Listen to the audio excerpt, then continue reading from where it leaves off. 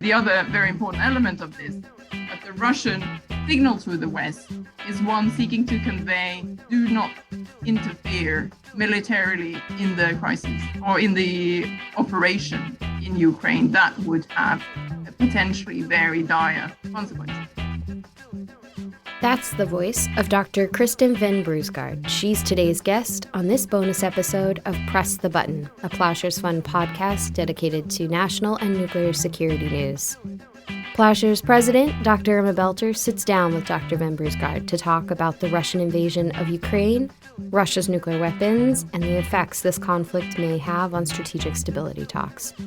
We, alongside the rest of you, are closely following the news of this invasion and trying to make sense of it. As we do so, we will continue to bring the guests like Dr. Ven Bruusgaard, who can help us all understand what we are seeing and what it means for our policy and for our safety and security. So thank you for tuning in. And with that, let's get into today's episode.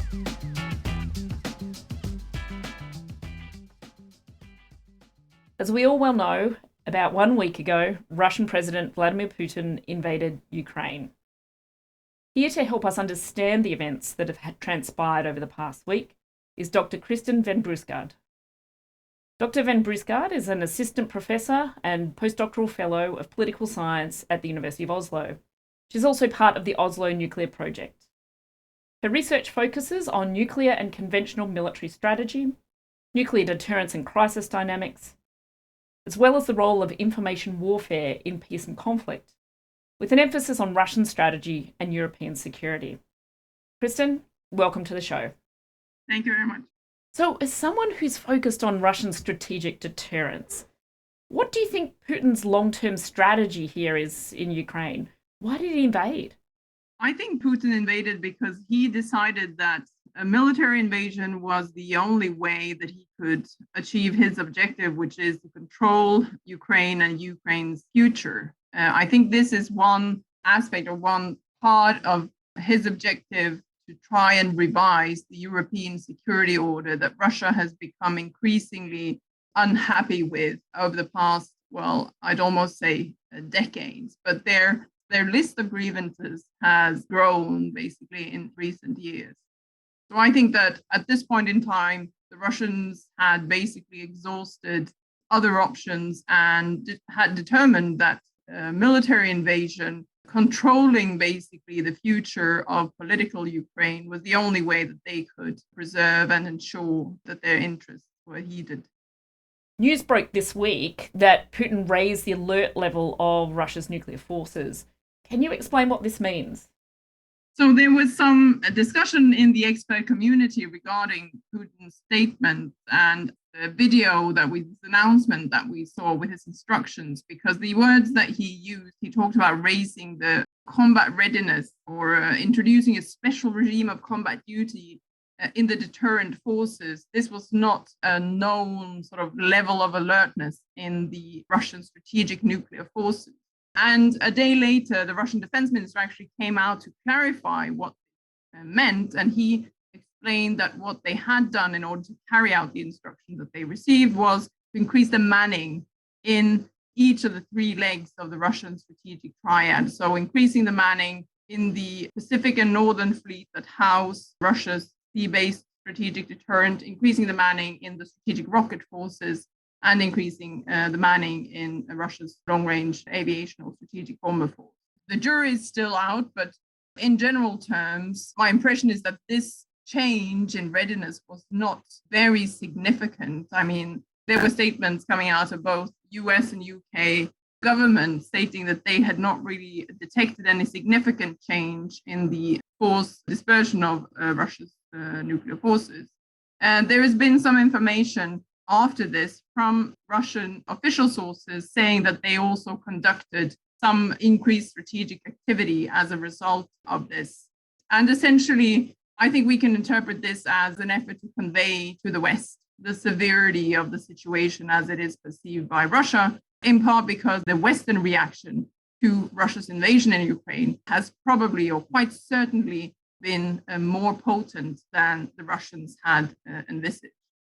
So given that you've just told us that this was likely an attempt for Russia to signal a sense of seriousness, is this something for us to be concerned about or not? I mean, I think evidently the Russian leadership pointing to their nuclear weapons amid a severe security crisis and amid an unprecedented level of tension between Russia and the West is a cause for concern. But we have also grown used to hearing the Russian leadership refer to their nuclear weapons. I mean, many Western officials have in the past 8 or 10 years, at least after 2014, talked about how they think that the Russian rhetoric regarding their nuclear weapons is irresponsible, or that they too frequently talk about their nuclear weapons. So in that sense, I mean, we shouldn't necessarily be extremely surprised that in a period of increased tension, that the Russians will refer to their nuclear weapons and that they may take certain actions to demonstrate the readiness of these forces and to demonstrate the severity of the situation in the case that Russia and Western forces, in fact, came into direct confrontation with each other. Because this is, of course, the other very important element of this, that the Russian signal to the West is one seeking to convey, do not interfere militarily in the crisis or in the operation in Ukraine. That would have a potentially very dire consequences. Taking all these developments in and analysing the ways that the crisis could escalate, did you expect for us to be here where we are now? To some extent, we could say that we were warned of this crisis. Evidently, we've been watching this Russian military buildup for some time, and the military indicators that this was a real thing and not basically a show of force or a bluff have been quite evident also for some time in advance of this. But I think that the level of escalation, if you will, or the significant response and level of pressure that's being put on Russia almost immediately as a result is something that I think few had predicted. And, to some extent, Western countries have surprised many, not necessarily in the level of unity, because I don't necessarily think that Western countries themselves have doubted that they would come together facing a challenge like this. But in some of the political choices that have been made with regard to, for example, supplying military aid to Ukraine, I mean, the turnaround in German policy, for example, I think is something that few, if any, had predicted. Even here in Norway, there has been a significant turnaround in Norwegian policy, also with regard to supplying weapons to Ukraine. Other Northern European countries like Finland, who have long tread a fine line in their security policy, including in their relationship with Russia, have also decided to supply weapons to Ukraine.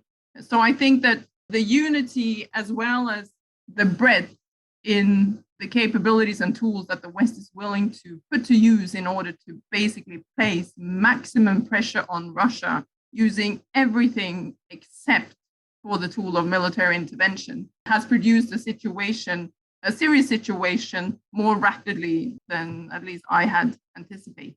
But having said that, given the Russian history of referring to their nuclear weapons, given the centrality of nuclear weapons to Russian security policy, I don't think we should be too surprised to see that the Russians are rattling their nuclear weapons in a severe security policy crisis.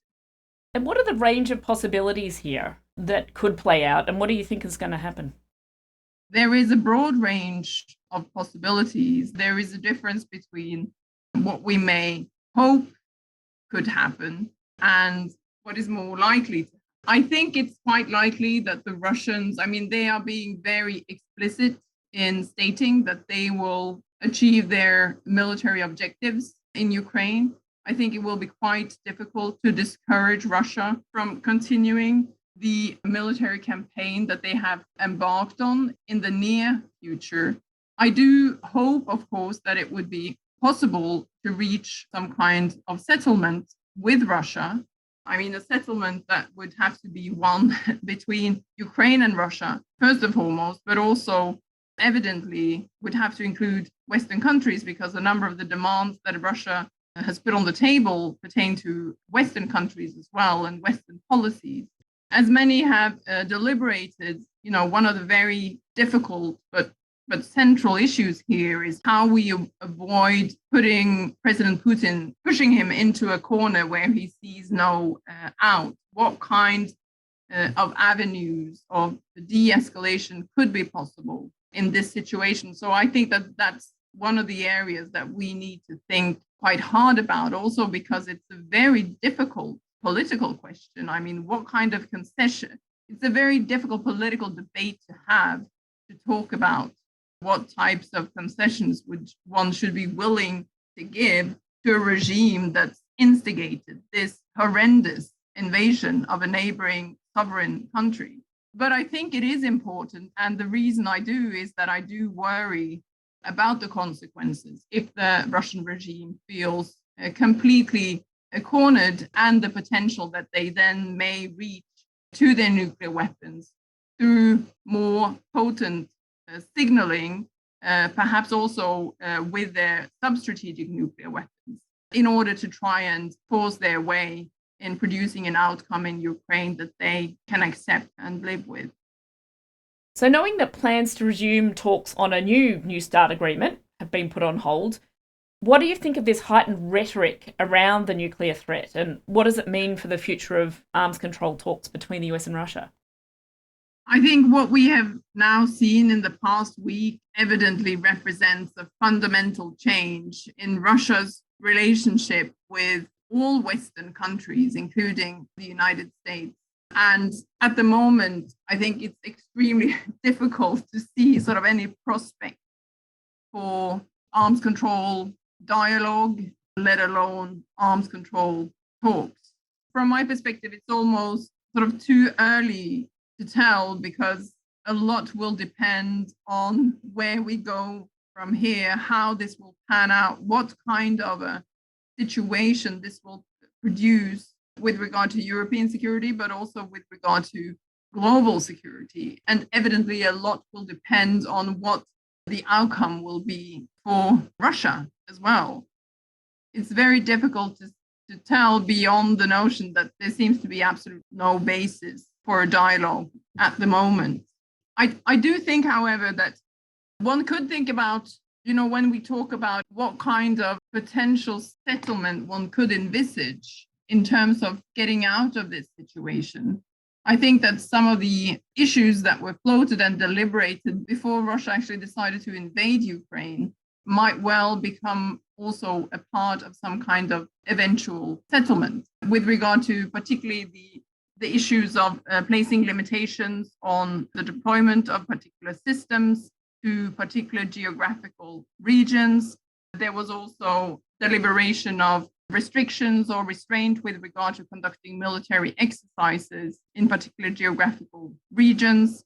And I mean, we have seen, of course, Russian statements regarding the future of New START, and how this is also, one factor that could come into play in the deliberation of how Russia considers responding to very severe sanctions, for example, that they've been placed under now.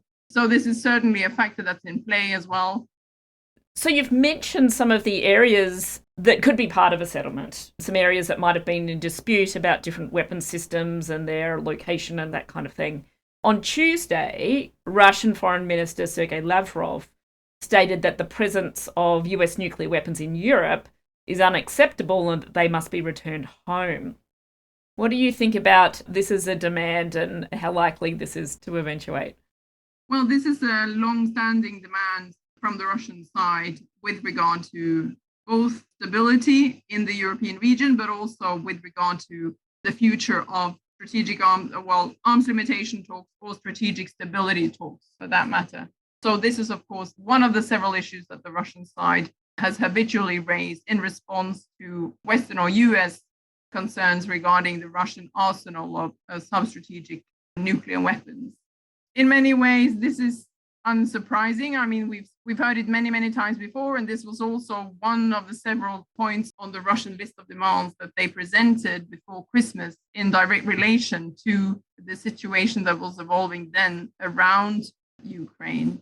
I don't think this is, the primary reason for the situation that we now have in Ukraine, but this is one of several issues on the Russian list of grievances that combined have produced a situation that they perceive of as threatening. And then I guess finally, one point that's also worth mentioning in this regard is this new development in Belarus and the new law that makes it possible to deploy or station Russian nuclear weapons on Belarusian territory, which again, I think could be read as a pretty clear signal from the Russian side as well. Well, first of all, the severity of the situation, but also could be read as one potential factor in potential future negotiations regarding the deployment of such forces to third countries. Can you tell our listeners about the stability-instability paradox and how this has played out in this context? As far as I have understood this paradox, it pertains to this issue of stability on the strategic level, so the mutual threat of retaliation, producing a situation where you have two sides who are quite confident that they can conduct a range of different activities without risking nuclear escalation or nuclear exchange, because that would be so devastating.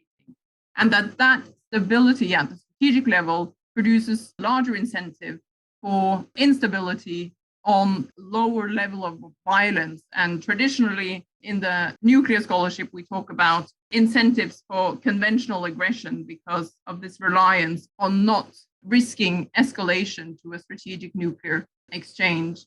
And certainly this paradox or this concept plays directly into this conflict, because part of the reason why the Russians have had the audacity to invade in a massive way their neighboring countries because they are betting on that no other nuclear armed country will come to the aid of Ukraine. So I think to a great extent, this paradox is illustrated by the current situation that we are in. You have studied Russia and its strategy and nuclear forces for quite some time.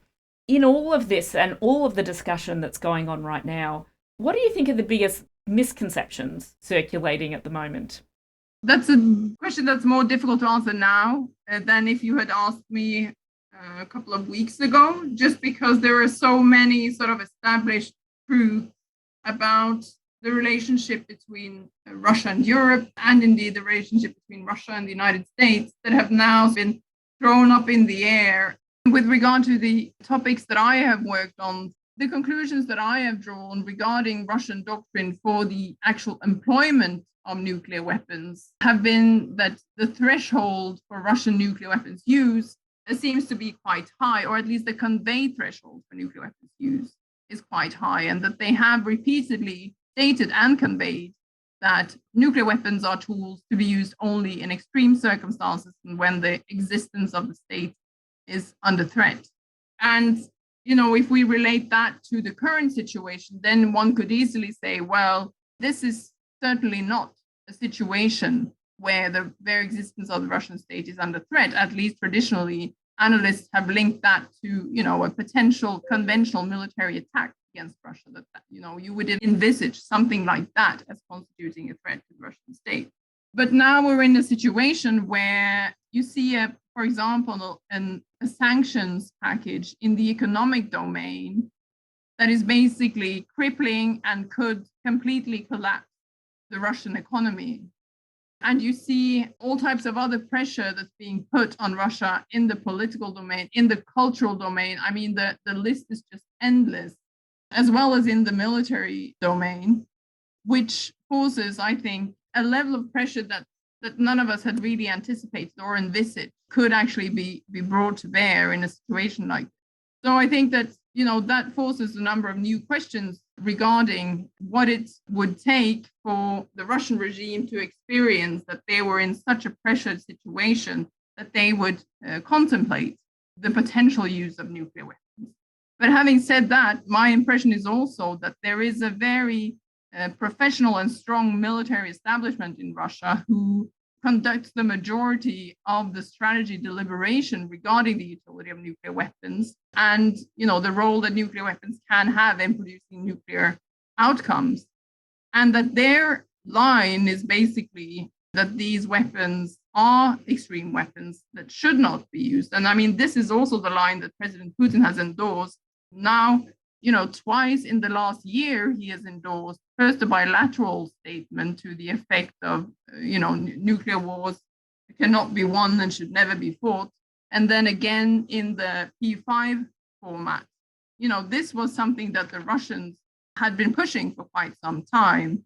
So I think that it's kind of difficult to square this Russian behavior over the past, if you can talk about the past, decade or 2 decades in the nuclear weapons realm, where they have sought to convey a pretty consistent line with regard to nuclear weapons use with the kind of behavior that we're now seeing.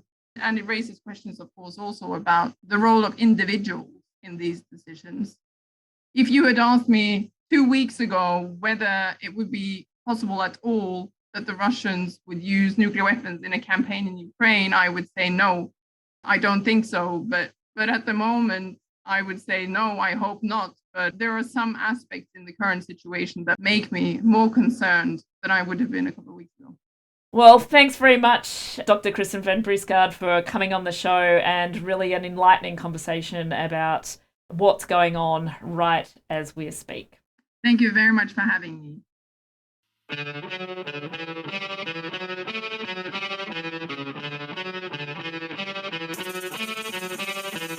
Thanks for listening to Press the Button. This podcast is produced and edited in Washington, D.C. by Lauren Billett and Angela Kelly, and in San Francisco by Jacqueline Shing and Delphine Vigil, with research and assistance from Alex Hall, Harry Tarpey, and Desiree Sinetis. Audio engineering and sound design by Jacqueline Shing. Our theme song is by Lyrics Born and the Poets of Rhythm, sampled with kind permission. Additional music by San Francisco-based bands 17 Evergreen and the Society of Rockets. To continue the dialogue and support our work, visit ploughshares.org.